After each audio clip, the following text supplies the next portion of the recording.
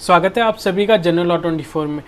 इससे पिछली वाली जो वीडियो थी उसके अंदर हमने दो सेक्शंस कवर किए थे, एक सेक्शन 354 और एक सेक्शन था 509। इन दोनों के बारे में हमने डिटेल में पढ़ा था कि इन दोनों के अंदर क्या सिमिलैरिटीज़ हैं, क्या क्या चीज़ें हैं जो इन दोनों को अलग बनाती हैं, वो सब हमने अपनी पिछली वीडियो के अंदर पढ़ा था। ये वाला वीडियो उस वीडियो का कंटिन्यूएशन वाला पार्ट है, ठीक है। यानी कि जो जो सेक्शन उस वीडियो के अंदर छूट गए थे वो सारे सेक्शन हम इस वीडियो के अंदर कवर करेंगे, ठीक है। So let's start with the video.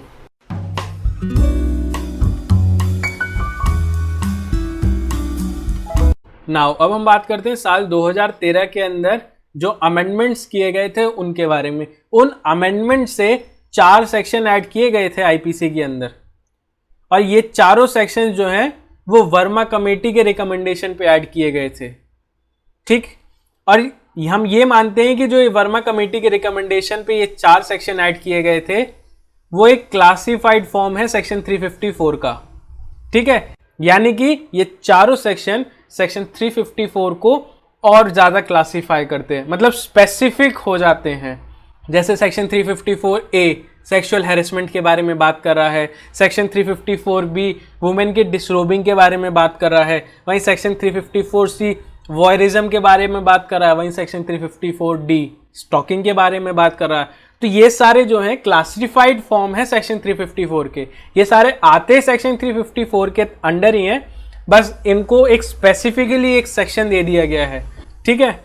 तो यानी कि हम ये मान सकते हैं कि जो ये सेक्शन 354 है ये इन चारों सेक्शंस का पेरेंट सेक्शन है, ठीक है। नाउ अब हम बात करते हैं अपने सबसे पहले सेक्शन की, वो है सेक्शन 354A। तो सेक्शन 354A बात करता है सेक्सुअल हैरेसमेंट की, और अगर कोई पर्सन सेक्सुअल हैरेसमेंट करता है तो उसकी पनिशमेंट क्या होगी उसके बारे में, ठीक है। तो अब सेक्शन 354A हमसे क्या कह रहा है? कह रहा है कि a man committing any of the following acts shall be guilty of the offence of sexual harassment. कह रहे हैं कि अगर कोई भी मैन, जो सेक्शन 354 हमने देखा था वहां पे क्या लिखा था? हुएवर, यानी कि कोई भी कर सकता है वो क्राइम, मैन भी वुमेन भी। लेकिन सेक्शन 354A इस बात को स्पेसिफाई कर रहा है कि सेक्सुअल हैरेसमेंट किसी वुमेन के अगेंस्ट कोई मैन ही कमिट कर सकता है, ठीक। तो यानी कि अगर कोई मैन इन 4 एक्ट में से कोई एक्ट करके किसी वुमेन के अगेंस्ट सेक्सुअल हैरेसमेंट करता है तो सेक्शन 354A के तहत गिल्टी माना जाएगा, ठीक। अब वो 4 एक्ट कौन से हैं उसको देख लेते हैं। तो सबसे पहला एक्ट कहता है physical contact and advances involving unwelcome and explicit sexual overtone. Simple सा सीधा सीधा समझने का इसको, कि अगर किसी लड़की को आप गलत तरीके से छुएं, किसी लड़की के साथ आप गलत तरीके से फिजिकल कॉन्टैक्ट में आते हैं उसकी मर्जी के बिना, तो ये माना जाएगा कि आप उस लड़की के अगेंस्ट सेक्सुअल हैरेसमेंट कर रहे हैं, ठीक है। अब दूसरा क्या है? दूसरा पॉइंट कहता है कि अगर कोई मैन डिमांड करता है या रिक्वेस्ट करता है फॉर सेक्सुअल फेवर्स, ठीक। यानी कि अगर कोई मैन किसी लड़की से सेक्सुअल फेवर की डिमांड कर रहा है या रिक्वेस्ट कर रहा है तो भी वो पर्सन सेक्सुअल हैरेसमेंट का गिल्टी माना जाएगा, ठीक है। अब तीसरा है showing pornography against the will of women, यानी कि वुमेन की मर्जी के बिना उसको पोर्नोग्राफी शो करना भी सेक्सुअल हैरेसमेंट की कैटेगरी में आएगा, ठीक है। फोर्थ पॉइंट है मेकिंग सेक्सुअली कलर्ड रिमार्क्स, यानी कि किसी भी वुमेन के अगेंस्ट उसकी मर्जी के बिना उसके ऊपर सेक्सुअली टिप्पणी करना, ठीक है।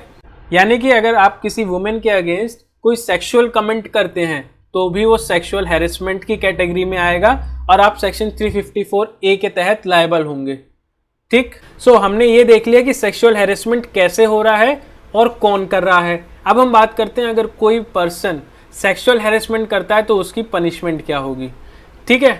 तो अगर कोई भी पर्सन किसी वुमेन के अगेंस्ट गलत तरीके से फिजिकल कांटेक्ट में आने की कोशिश करता है या फिर सेक्सुअल इंटरकोर्स के लिए डिमांड करता है, रिक्वेस्ट करता है, या फिर किसी वुमेन को पोर्नोग्राफी शो करता है, तो वो पर्सन रिग्रेस इम्प्रिजमेंट के लिए लायबल होगा। यानी कि कोर्ट उसको 3 साल तक की रिग्रेस इम्प्रिजमेंट सुना सकती है। अब रिग्रेस इम्प्रिजमेंट क्या होता है और सिंपल इम्प्रिजमेंट क्या होता है, इसको हम पढ़ेंगे अपनी पनिशमेंट वाली वीडियो में, जब हम पनिशमेंट वाला पूरा टॉपिक कवर करेंगे, ठीक है, यहाँ पे आप सिंपल समझ लीजिए कि कठिन कारावास जिसे कहते हैं, मतलब चक्की पीसना काइंड ऑफ थिंग, आपने देखा होगा पुरानी पिक्चर्स में।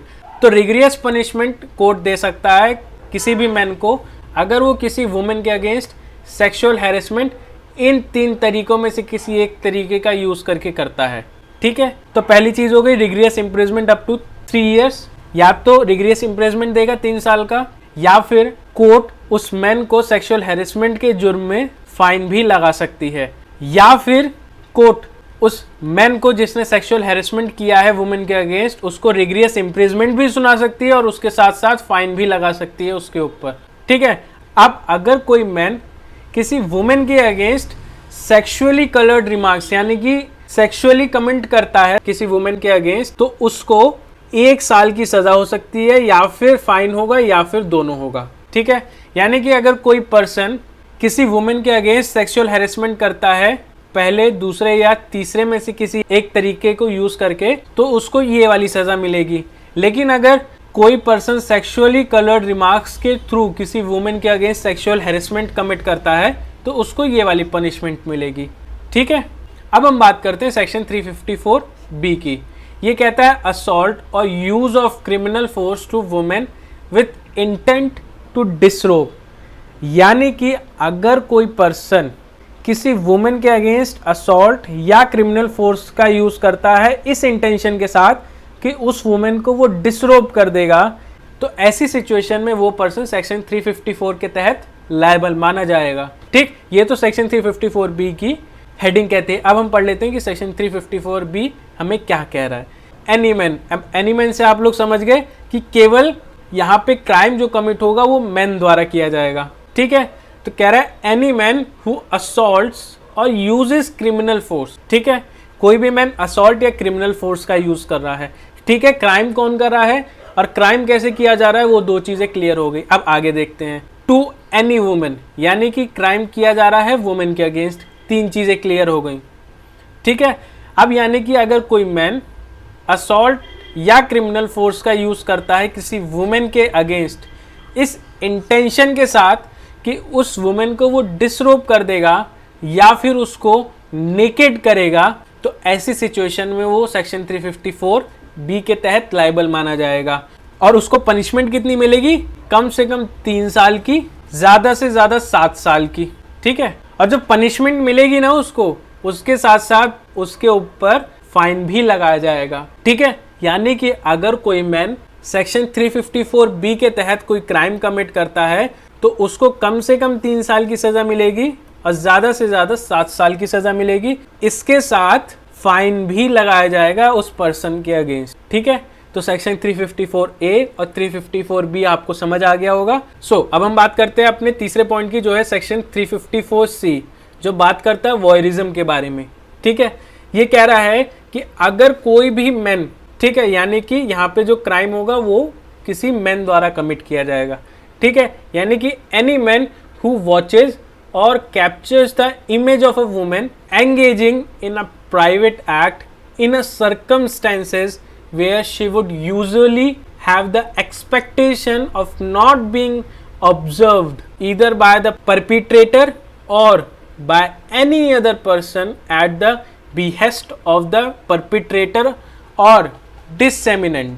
ठीक है, सीधा सीधा समझने का, क्राइम कौन कर रहा है? मैन कर रहा है। किसके अगेंस्ट हो रहा है? वुमेन के अगेंस्ट हो रहा है, इतना क्लियर। यानी कि अगर कोई वुमेन अपनी प्राइवेट एक्ट में एंगेज थी और वो ये बिलीव कर रही थी जहां पे वो अपना प्राइवेट एक्ट कर रही है वहां पे उसको कोई भी नहीं देख रहा, और ऐसे वक्त में अगर कोई मैन उस वुमेन को देखता है या फिर उसकी इमेज कैप्चर करता है तो सेक्शन 354C के तहत वो लायबल माना जाएगा। ठीक है, सीधा सा एग्जाम्पल है कि एक वुमेन अपने बाथरूम में नहा रही थी, उस वक्त किसी मैन ने उसको देख लिया, उसकी इमेज कैप्चर कर ली, तो वो पर्सन सीधा सीधा सेक्शन 354C के तहत लायबल है। ठीक है, इस एग्जांपल से क्लियर हो गया। अब हम बात करते हैं कि पनिशमेंट क्या मिलेगी अगर वो पर्सन सेक्शन 354C के तहत क्राइम करता है। तो अगर उसकी पहली कन्विक्शन है, यानी कि उसने वो क्राइम पहली बार ही किया है, तो उसको कम से कम 1 साल की सजा होगी, लेकिन 3 साल से ज्यादा की सजा नहीं हो सकती,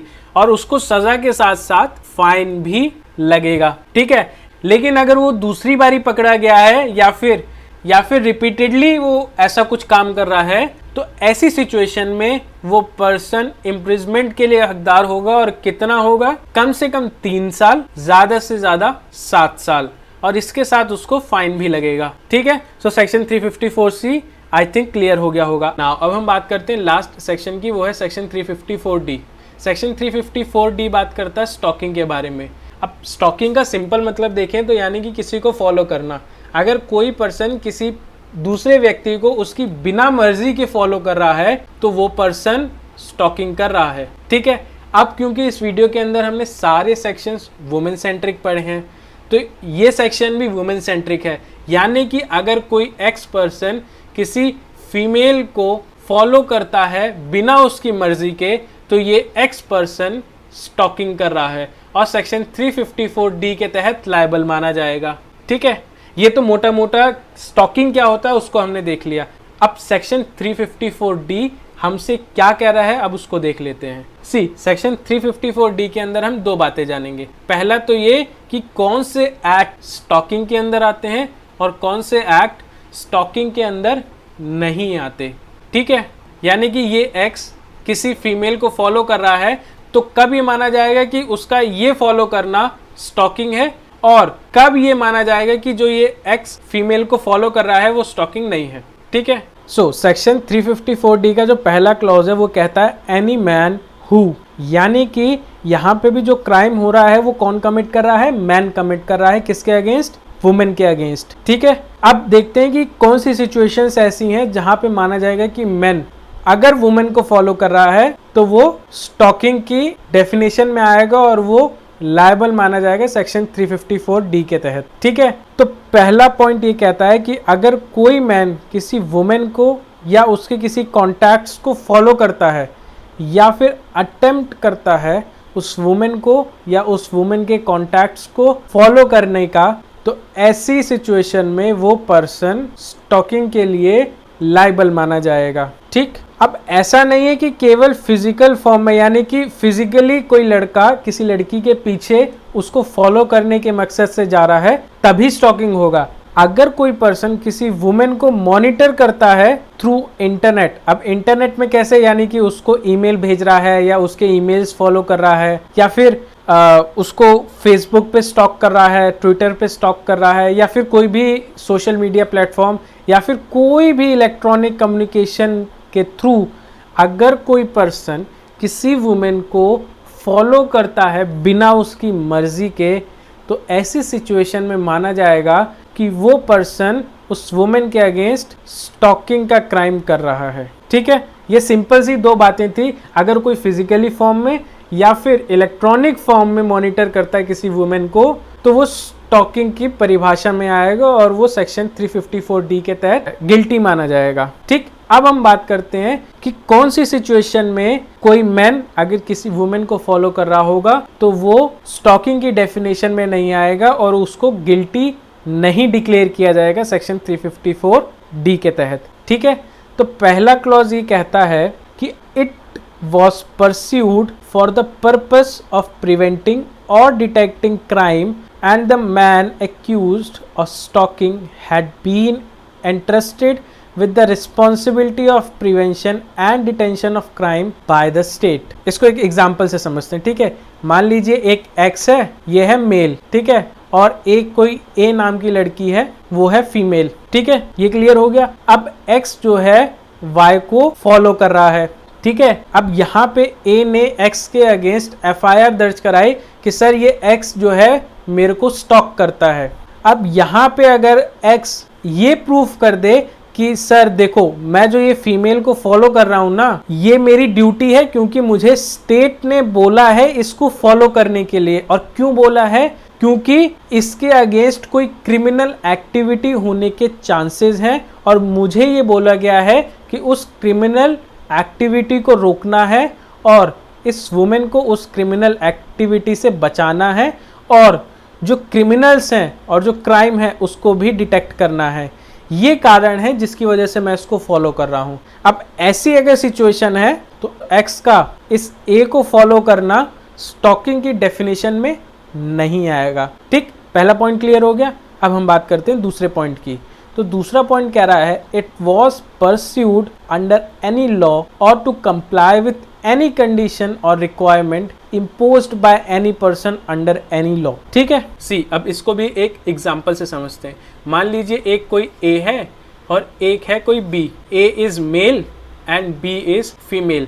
अब A B को फॉलो कर रहा है कुछ दिन से। अब B ने सोचा कि A उसको स्टॉक कर रहा है, तो ऐसी सिचुएशन में B ने A के अगेंस्ट FIR दर्ज करा दी स्टॉकिंग की। ठीक, तो अब A अगर ये जस्टिफिकेशन देता है कि सर जो मैं B को फॉलो कर रहा हूं ना वो एक कंडीशन है और मैं B को फॉलो करने के लिए लीगली बाउंड हूं, ठीक है, यानी कि मुझे लॉ ने ये परमिशन दी है कि मैं B को फॉलो करूं, तो ऐसी सिचुएशन में भी A के अगेंस्ट सेक्शन 354D के तहत मुकदमा नहीं चलेगा। ठीक है, A is not guilty of stalking if this is the situation. ठीक, नाउ अब हम बात करते हैं तीसरे पॉइंट की। तीसरा पॉइंट कहता है in a particular circumstances such conduct was reasonable and justified. ठीक है, इसको भी एक एग्जांपल से समझते हैं। मान लीजिए कोई एक A है और एक B है। A इज वही मेल है और B फीमेल है। ठीक है, अब A यहाँ पे भी B को फॉलो कर रहा है। B ने देखा A के अगेंस्ट सिमिलरली